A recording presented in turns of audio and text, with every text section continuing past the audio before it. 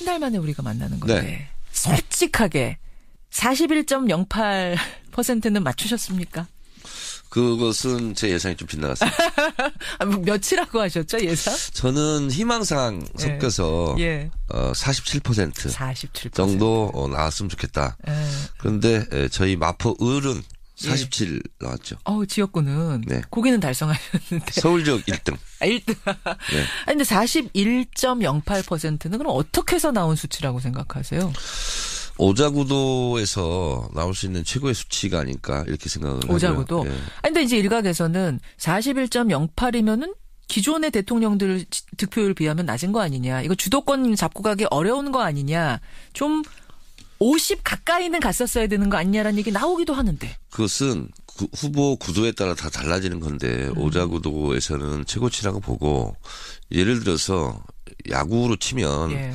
4할 때 타자 보기 드물지 않습니까? 근데 5할 때 타자가 아니면 뭐 야구를 잘 못하는 거냐. 그건 아니라고 볼 수 있죠. 엄청난 득표 차이지 않습니까? 압도적인 승리라고 볼 수 있죠. 2위와의 차이를 봐야 된다. 그리고 구도가 항상 양강 구도였던 걸 생각하면 이번에는 이명박 정동영 표차를 넘어섰지 않습니까? 그러네요. 557만 표.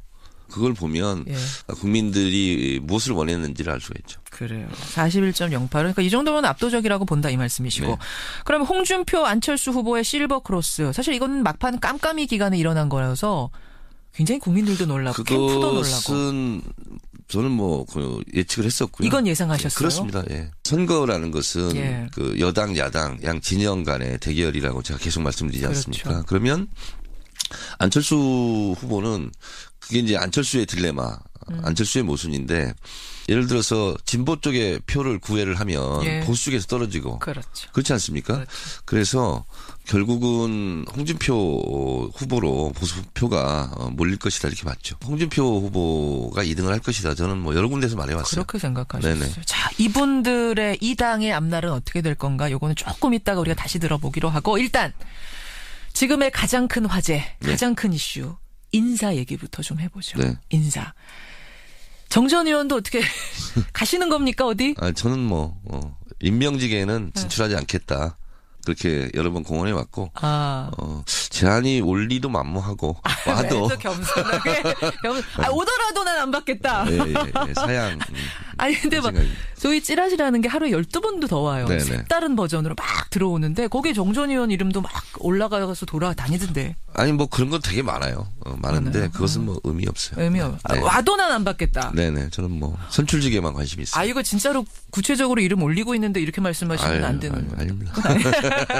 알겠습니다. 그럼 아주 객관적인 입장으로 말씀을 해주실 수 있을 것 같은데 지금 어쨌든 당은 좀 술렁이겠어요. 우리 정청래 의원은 나는 임명직은 관심 없다 하셨지만 많은 분들이 관심 있잖아요. 핸드폰 켜놓고 밤에 배터리 충전이 잘 돼 있나 확인하고 자는 사람이 너무 많다. 그런 혹시라도 연락 올까 봐. 우스갯소리가 많이 있습니다. 야 혹시라도 올까 봐.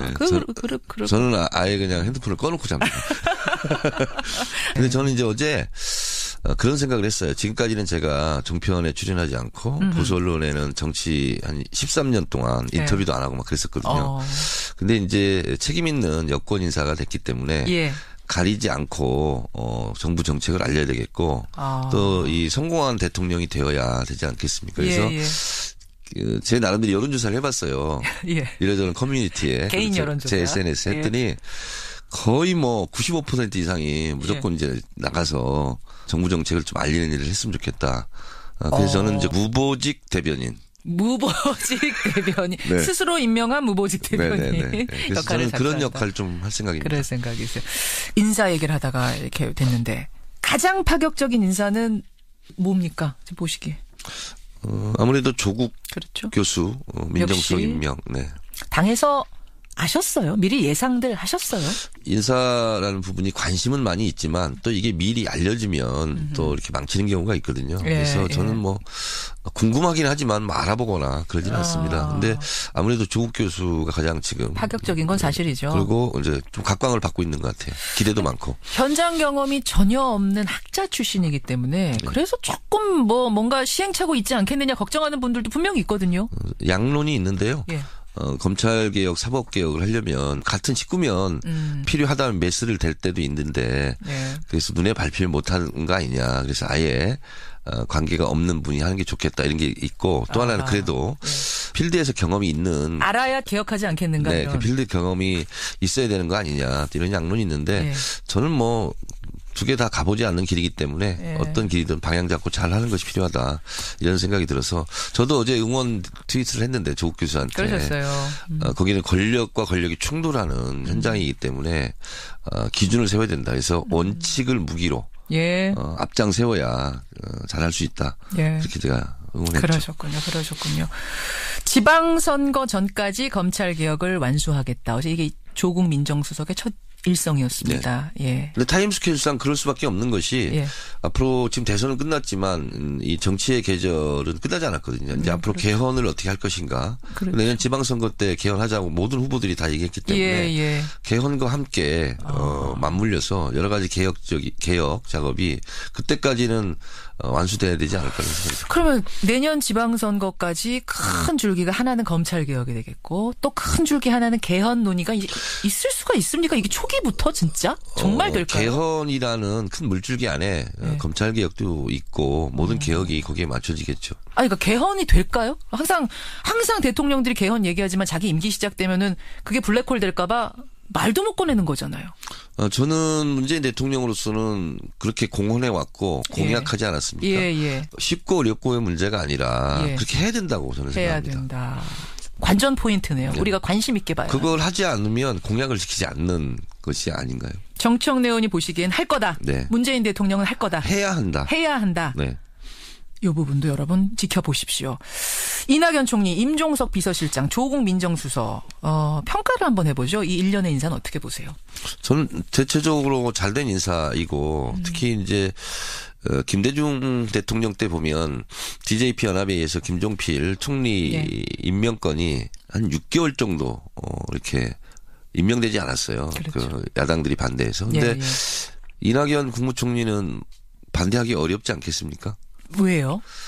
일단 대선 전에 약속한 대로 비영남, 호남, 이낙연 지사 이렇게 내정을 했기 때문에 예. 당장 국민의당 같은 경우 크게 반대할 이유를 찾기가 어렵지 거다. 않을까요? 네. 게다가 국회의원을 오래 지냈기 때문에 이미 검증은 어느 정도 됐다고 봐야 되는 네, 거고 그렇습니다. 선출직이었으니까.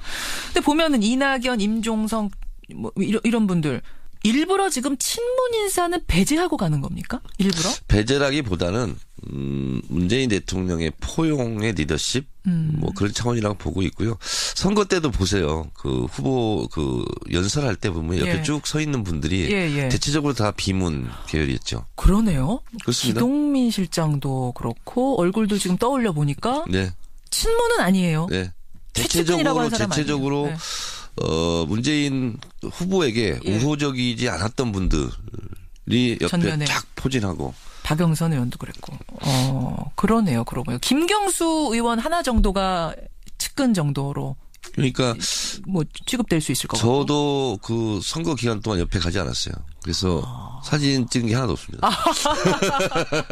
그렇군요. 네네. 친문 역차별 아니야? 이런 얘기는 혹시 당내에서 안 나와요? 아직 그것이 불가 나올 정도로 그렇지 않고 아직은 지금 이제 감격스럽고 예. 잘해야 된다 이런 분위기지 어떤 것에 이렇게 날카롭게 비판하고 이런 분위기는 아닙니다. 이른바 삼철이라고 불리는 최측근 인사. 네. 최측근 인사들은 일부러 전부 빼는 겁니까? 저는 그 생각은 좀 다른데요. 특히 이제 양정철 전 비서관 같은 경우 예. 가장 옆에서 가장 고생한 사람인데. 자타공인 가장 최측근이죠. 네, 그렇습니다. 근데 그렇기 때문에 예. 빼야 된다. 저는 그건 동의할 수 없고 오히려 더 적극적으로 역할해야 된다. 그쪽으로 보세요. 네, 저는 그렇게 생각합니다. 사실 이제 그분을 놓고 여러 가지 얘기들이 많더라고요. 뭐냐면 지금까지 믿고 의지했던 최측근을 차라리 전면에 세워서 그러니까 공식 자리를 주고 계속 가는 것이 비선 논란 막을 수 있는 길이다. 이렇게 보는 분이 있는가 하면 만약에라도 이분을 정말 공식 라인으로 넣게 되면은 진짜로 문고리 3인방 얘기처럼 뭐 이렇게 될 수도 있으니까 또 빼야 된다는 분도 있고. 근데 넣는 게 맞다고 보세요? 저는 예를 들어서 국회의원 선거 때 저를 가장 열심히 도왔던 사람을 당연히 보좌관으로 저는 이렇게 기용해야 되는 게 맞다고 보거든요. 성공을 했다면 그렇게 네, 해서. 그렇습니다. 네. 그것이 너무 자연스러운 거죠. 안 그런 것이 더 부자연스럽지 않나요? 그렇게 보세요. 네. 근데 어쨌든 이번에 빠지는 거죠. 3명 다. 그건 모르겠습니다. 알겠습니다. 여러분은 어떻게 생각하시는가? 요거에 대해서는 의견을 좀 구해보도록 하고 타당 인사가 장관으로 기용될 가능성. 이걸 이제 대통령도 이야기를 하셨고 어제 뭐 박영선 의원 출연했습니다만 통합추진위원장도 말씀하셨고 이렇게 되면 정말 이건 파격적인 거잖아요. 진짜로 되겠습니까? 노무현 대통령 때도 그런 시도가 있었습니다. 당시 열린우리당과 갈라니 그때 민주당이랑 또 있지 않았습니까? 예. 그때도 한두 분 정도 입각을 제안했는데 성사되지는 않았죠. 진짜 어려운 일이잖아요. 그게. 어려운 일입니다. 어려운 그러니까 일이잖아요. 개인의 입장이 아니라 당의 입장이라는 게 있지 않습니까? 그렇죠. 예를 들어서 정의당에 누가 장관을 입각했다. 근데 정의당이 야당이지 않습니까? 예. 그러면 문재인 대통령에 대해서 비판할 때 약간 좀 거시기한 부분이 있지 않을까요? 많이 거시기 할 수 있어요. 네네, 사실은 현실적으로. 네, 그래서 쉽지만은 않습니다. 근데 저는 그런 모습이 실제로 나타났으면 좋겠어요. 실제로 됐으면 한 달에 한 번 오는 코너입니다. 월간 정청래 지금 함께하고 계시는데 지금까지는 좀 이렇게 신나는 당의 얘기를 신나는 당의 신나는 고민을 해봤다면 이제는 좀 우울한 당 얘기를 해야 될 것 같아요. 패배한 당들. 제일 우울한 집안은 지금 어디라고 보십니까? 뭐 국민의당이겠죠. 국민의당이죠. 국민의당. 그러니까 3위를 했음에도 불구하고 15명 중에 3위면 못한 거 아닌데. 그렇습니다. 우등상을 받는 거죠. 근데 이제 선거는 1등만 있으니까. 그러게 말입니다. 어제 이상돈 의원은 그러시더라고요. 정권 교체를 열망하는 호남인의 민심이 혹시라도 이제 보수 후보가 될까봐 그게 걱정스러워가지고 될 사람을 밀어준 것뿐이지 국민의당에 대한 어떤 기대감이 못 미쳐서라든지 그런 건 아니다라고 해석하고 계신다. 어떻게 보세요? 저는 뭐 모든 후보들에게 좀 위로의 박수를 먼저 보내고요. 그리고 안철수 후보는 이거냐 저거냐에서 뭐냐 이런 궁금증이 있었던 거죠. 모호한 느낌? 그렇죠. 이 선거라는 것은 결국은 여하의 내 편으로 많은 사람들을 끌어들여서 찍게 만드느냐 이거잖아요. 그렇죠. 단순하게 말하면 그렇습니다. 그래서 어떤 의미로 보면 편가르기예요. 그런데 그렇게 봤을 때 안철수 후보 같은 경우는 쉽게 말씀드리면 여당도 아니고 야당도 아니고 뭐지? 두 마리의 말이 앞에서 끌고 뒤에서 끌고 하는 형국이다. 그래서 쉽지 않을 거다. 저는 그렇게 봤는데 역시 그렇게 됐죠, 결과도. 그렇게 됐다고 보세요. 그럼 안철수 전 대표의 미래는 어떻게 될 거라고 보세요? 안철수 전 일단은 좀 쉬고 나서 마지막 말이 뭐였죠? 내 역할을 하겠다. 정치적인 역할을 변화와 미래 뭐 이렇게 얘기를 하셨는데 저는 뭐 잘 됐으면 좋겠지만 지금 같은 스탠스로는 굉장히 좀 쉽지 않는 국면이다 이렇게 봅니다.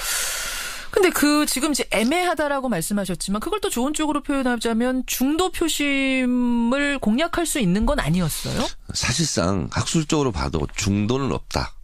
이렇게 봐야 됩니다. 왜냐하면 예를 들어 한 사람이 있어요. 그 사람이 선택하는 것은 진보를 선택할 수도 있고 보수를 선택할 수도 있고 이렇게 되는 거거든요.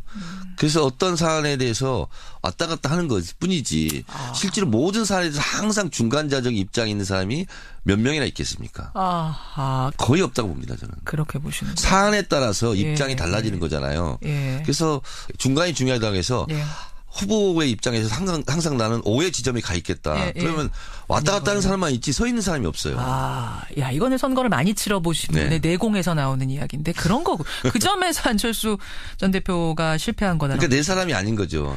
내 우호적인 지지자가 아니고. 그러면 이분에게 조언을 하는 어떤 정치인의 입장에서 뭐라고 조언을 해주고 싶으세요? 어떻게 미래를 잡으라고 말씀해주고 싶으세요? 아니 그분이 저한테 조언을 하지 뭐 제가 조언할 입장은 아니지만 선거는 더 많이 치러보셨으니까. 저는 깃발이 선명하지 않으면 사람들이 모이지 않습니다. 그렇군요. 안철수 전 대표가 지금보다 훨씬 더 선명하고 훨씬 더 맷집을 키우고 배포 키워서 나오셔야 한다라는 조언을 그러니까 주시는 어떤 선거든 예. 선거전에 들어가면 외연 확장, 중도 뭐 이렇게 얘기하지 않습니까? 예, 예. 보수는 왼쪽으로, 진보는 오른쪽으로. 그러나 자기 진영에서 지지를 확보하지 않으면 예. 외연 확장도 못하는 거죠. 그렇게 보시는 거예요. 국민의당은 어떻게 보세요? 국민의당 어떻게 될까? 이게 지금 민주당원 입장에서 하기 좀 어려운 말씀일 수도 있겠습니다만 좀 이건 객관적으로. 그 국민당에서 알아서 잘 하실 일이죠. 제가 뭐 왈가왈부 할 일은 아니라고. 그러니까 상처가 될까봐 지금 말을 좀 조심하시는 것 같아요, 오늘은. 예. 아, 좋습니다. 자, 그러면 자유한국당으로 가죠. 미국 가서 한 달쯤 쉬고 온다고 밝힌 홍준표 전 지사, 홍준표 후보. 이분은 어떤 구상을 하고 돌아올까요? 제가 그분이 아니기 때문에 잘 모르겠으나 어쨌든 자유한국당으로서는 저는 표를 너무 많이 받았다 이렇게 생각을 합니다. 왜냐하면 이렇게 되면 예. 본인도 얘기했지 않습니까? 복원하는데 성공했다 그러는데 성공했다. 발판 마련했다. 박근혜 국정농단에 대한 우리는 책임을 다했다. 이런 기류로 흘러가지 않을까 좀 걱정이 됩니다. 이분이 당권에 도전하진 않을 거다라는 게 어제 정우택 대표의 말이긴 했습니다만 네. 진짜로 이분이 당권 도전 안 하고 뒤로 물러서 있을까요? 박근혜 대통령 탄핵에 반대했던 예. 여론이 한 20% 정도는 항상 있지 않았습니까? 예.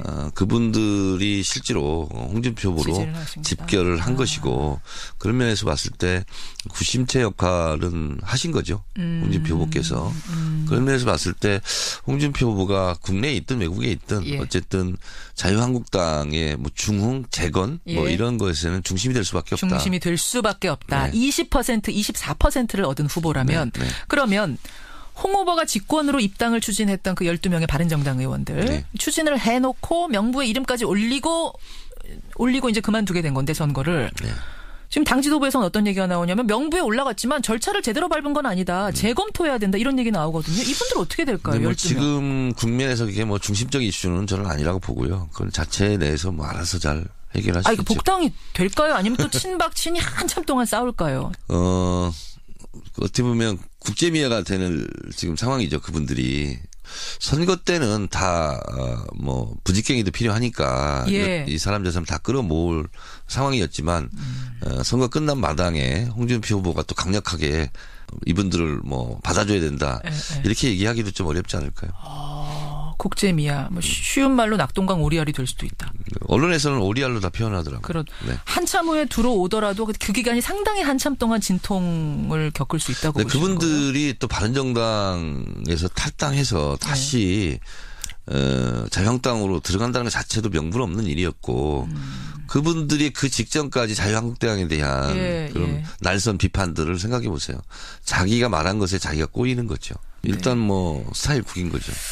스타일을 12분의 고민도 크겠습니다. 네. 네, 이래저래 오늘은 참 선거 후에 첫 월간이어서 할 얘기가 참 많은데 네. 일단 요 정도 정청래 전 의원의 얘기를 듣는 것으로 하고 사실은 저는 대선 끝나고 나면은 이렇게 월간에서 할 얘기가 이제 좀 줄어들겠구나 했는데 계속 촉을 바쁘게 움직여 주셔야 될 것 같아요. 그러니까 대선 이후에 정치의 계절은 계속될 것이다. 제가 말씀드린 것이 지금 이제 당장 이제 초기이기 때문에 그렇지만 이제 개헌 문제 그리고 또 지방선거 그래서 숨가쁘게 정치판은 계속 돌아갈 것 같습니다. 계속해서 술렁일 정치판 어제 오늘 이틀간 봐도 그래요. 네. 얼마나 바쁘게 움직일지 계속해서 그럼 월간에서 잘 맞는 예언 부탁드리겠습니다. 네. 정청래 의원님 고생하셨습니다. 네, 감사합니다. 월간 정청래 전 의원이었습니다.